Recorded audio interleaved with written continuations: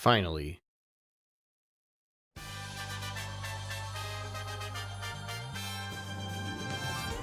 Has there ever been a bigger injustice committed in the Mario franchise? The cape feather from Super Mario World has been shouldered for this long? Super Mario World? Like, okay, Sunshine didn't get any representation, and we don't have a Shine Sprite Cup, which I thought we would. But most people are having debates about whether or not Mario Sunshine is the worst 3D Mario title. In Super Mario World's case, most people are trying to argue about why it's the best 2D Mario game. And the most famous image from Super Mario World is Mario with a cape riding on a Yoshi. So someone needs to explain to me how basically the only appearance the cape feather has ever made was in Super Mario World. The fourth cup in Super Mario Kart should have been the Feather Cup. When Mario Kart came out, it was after Super Mario World. That was all of the hype at the time. Instead, they went for the Special Cup. When they started adding retro tracks, they decided to go for the Leaf from Super Mario Bros. 3. At the time, I'm pretty sure the cape feather was way more iconic than the Leaf. Keep in mind, the Leaf had not made a return until Mario 3D Land. The only thing I can think of is that a couple years before the DS came out, the Mario 3 Game Boy Advance port was released. But I highly doubt they were basing it off of that. Rather, I just think they went to the next power-up in the chronological order of the Super Mario Bros. Series, which got you to the Leaf. But personally, I think the feather would have made a lot more sense by that point. Especially because the feather had actually been in a Mario Kart game prior to that. And then we get nothing new until we get to the DLC of Mario Kart 8. All 4 emblems from Mario Kart 8 were based off of games that were coming out around that time. 2 or 3 of them were delayed, and the Super Bell was from Mario 3D World, which had come out just before Mario Kart 8. Fine. Clearly the feather was not a priority as much as I thought it was. But then you get to the Booster Course Pass, and somehow the feather is not important enough to be one of the first ones, nor is it important enough to be one of the last ones. It sits somewhere in the middle next to a boomerang, a cherry, and a fruit cup.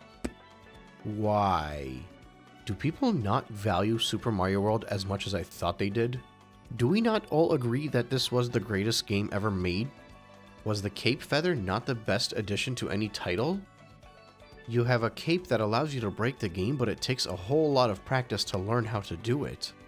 It's not simply flight through managing to run fast and then jump, or shake your Wii remote to skyrocket upwards. Maybe that's the issue. Maybe people don't understand how great the cape feather actually is. And it's 100% Nintendo's fault for never bringing it back into the series. Instead, they decided to put wings on Mario's cap, like that made any sense. And then they gave him a rocket nozzle, a hat with propellers like he's from Sesame Street, and whatever those weird glowing red fists were in Galaxy. I guess I'm the one who's wrong here. The leaf got to be the emblem for a cup. The feather was relegated to an extra item to be used only in a multiplayer mode. A multiplayer mode that most people won't even play at that. I guess I always thought Super Mario World was the Mario 2D title, but I guess somewhere along the line Mario 3 became the iconic one. And that's why today I'll be going over the 21st cup of a 24 cup game. The Feather Cup from Mario Kart 8 Deluxe. On the screen is the way I score this. Below it is the actual scores. Link to the playlist is in the description for all the previous videos. And link to the Patreon for all future videos that are released prior to the schedule is also in the description. Let's see how I can make sure the Feather Cup gets 16 points. The Feather Cup is made up of Athens Dash, the tour track, Daisy Cruiser, a GameCube track, Moonview Highway, a Wii track, and Squeaky Clean Sprint, a new track. Athens Dash is one of the more unique tracks in the tour lineup, and that's because it feels not even remotely like a city track. You go through the ruins of the old coliseums and stages, traveling on and around ancient stadiums. I think it captures the vibe very well. They do a really good job with the art style too. It obviously has that Mario Kart Tour blandness to it that many of the tracks get, but I think regardless of that they made this one look really good. I can only imagine how much better it would have looked if it was a Mario Kart 8 track, but then again, I feel that about most of the tracks in the second half of this game. This one is a 3-pointer to me, largely because it sticks out in my memory and because I enjoy the layouts. When I'm thinking about doing a tour track, I know exactly which one Athens Dash is, and I usually go towards it. Following Athens Dash, we get to another unique track, and that's Daisy's Cruiser, which takes place on a cruise ship. For some reason, I had convinced myself that this was a brand new track for this game, but looking at it now, I guess it was on the GameCube. One of the things I really appreciate about this track is how they managed to weave you in and out of the actual cruise ship. Also, I always crack up when I see the Goombas floating on their little donuts. I think the way you weave in and out throughout the map makes this one a lot more enjoyable. Like, it feels like it should be pretty easy to get around, but there is a bit of challenge trying to make sure you're staying on the track and going as fast as you can. And that's partially because of all the turns that happen, despite the fact that this is a very elongated track. This is one of those tracks where I'm not sure if I would give it a 1 or a 3, but in this case I'll be rounding it up because it's pretty unique. Also, we're in the Feather Cup, so I'm feeling generous. Moonview Highway would be one of those tracks considered to be a spiritual successor to the Toad track from the Nintendo 64. I feel like this one was a lot harder on the Wii version. I also think I liked it more on the Wii version. And that might be because by this point in the Mario Kart 8 game, there are a lot more tracks like this. This one is definitely not a 3-pointer. I actually think this might be 0 points. The problem I feel with this track is that it's just a giant loop that doesn't really provide anything. And the little that it does provide is better in other tracks. The difference between something like this and Moo Moo Meadows, for example, is that Moo Moo Meadows is more memorable to me. I know I don't like that one because it's such a popular course, and anytime I've ever played it, I felt underwhelmed. This one is forgettable. I didn't even know I didn't like it until I started playing it. My big issue with it is that it doesn't have enough cars on the road. You can very easily get around this entire place without bumping into anything. There are other boring tracks like Toad Circuit, for example, or some of the SNES ones, that could theoretically feel as barren and pointless, but the difference is the map layout on this one is just awful. Outside of that little swivel on the top of the map, there's nothing going on. It's just 3 long, straight sections where you can go on speed bursts.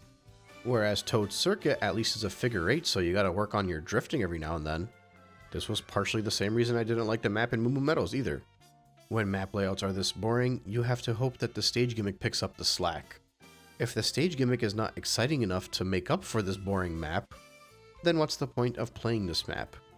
When I think about all the different tracks with cars that I've gone through, I always felt like people were being harsh on them. But when I look at this one, the cars are not even obstacles anymore at this point. So now anytime I even think about playing Moonview Highway, I'll be like, what's the point of playing this? I can do another one. Basically the same way I felt about Baby Park, or the same way that I felt about the Mario Kart 8 Rainbow Road. This actually might be the biggest surprise 0-point track to me, because going into this, I knew which tracks I hated. That's easy to remember what you hate when a game that you love so much. And then while going through the various tracks, when I find a track that I'm not really all that thrilled about, I'm like, you know what, it's a 1-pointer because when I play it, I won't complain, I'll have some fun. But after going through this whole process, Moonview Highway is now a track that I'm actively going to go out of my way to avoid. Through most of this process, I've learned which tracks that I love that I didn't realize I loved. But I think this might be the first track that I didn't know I hated until this moment. I'm kind of impressed by that. Well done, Moonview Highway. I am glad this one does not have Toad or Mushroom by its name. The worst part is not only is this a 0-pointer, but this one also brings down the difficulty curve point to 0. It basically is going to single-handedly cost this cup 16 points. Because obviously I'm going to give the toilet track 3 points. You could maybe argue that I could give it an honorary number 2 points, but I'm far too mature for that type of humor. And I gotta imagine that many people think this track is shit. Alright, that's the last one.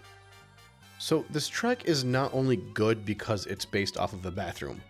Part of that is kind of disgusting and a little bit hilarious. I'm more impressed by the way they implemented it. And I actually feel the same way about this one as I do about the Ribbon one. And in many ways I feel like this one was done better. In Ribbon Road, you were a small toy driving around a track in a toy room. The setting outside of the track more than the actual track itself made you feel like you were this small thing in a playroom. Over here, instead of having a track in the middle of the bathroom, for example, you go through the bathroom. You're jumping in and out of toilets and sinks, you're going in pipes underneath it, being flushed. There's a fan, what I think is a bidet, the leaky faucet, the tub full of toys, and even a ring in the drain of the tub. If you actually slow down and look at all that you're passing through as you go through this track, it starts to appear even more genius than you thought it was. The amount of care given to the attention to detail in this one is impressive. When you mix all of that with the fact that it's memorable as heck because there is no other kart racer where you go through the toilet like this, then it makes it so uniquely memorable that naturally most people will gravitate towards picking it because it'll always be on their mind. And that's primarily because the Switch is handheld and you can play it wherever you go. Add on to that all the different type of mechanics and stage gimmicks implemented in this otherwise simple track, and you end up with something that's not only funny, it's a lot of fun and it can get pretty competitive. Like if you compare this to something like Hyrule Circuit, for example. Yes, I'm about to compare Hyrule Castle with a toilet. In Hyrule Circuit, they made a circuit and then just kind of added the Hyrule Castle in there somewhere with all these fun references, which made it awesome because you see it. That would be equivalent of having just a giant circular lap over here than, a toilet you pass by. If in Hyrule Circuit they had you weave through a bunch of buildings and see some memorable settings as you travel throughout, with familiar faces and characters and set pieces, then not only would you get the homage, but you would also get the experience. And likewise in this track, if it was just a giant circle and then you pass by the toilet at the end, the novelty of having a toilet in a Mario Kart track would have worn off. Don't get me wrong, I'm still offended that they decided to put a toilet track in the Feather Cup, but at least it's a great toilet track. To quickly tally everything up, Athens Dash earns the 3 points, Daisy Cruiser also earns the 3 points, Moonview Highway gets a big fat 0, and Squeaky Clean Sprint earns itself 3 points. Moonview Highway kind of defeats the difficulty curve because that one should be first, let alone third. And I think the diversity on this one is 3 points, although I did debate knocking one off.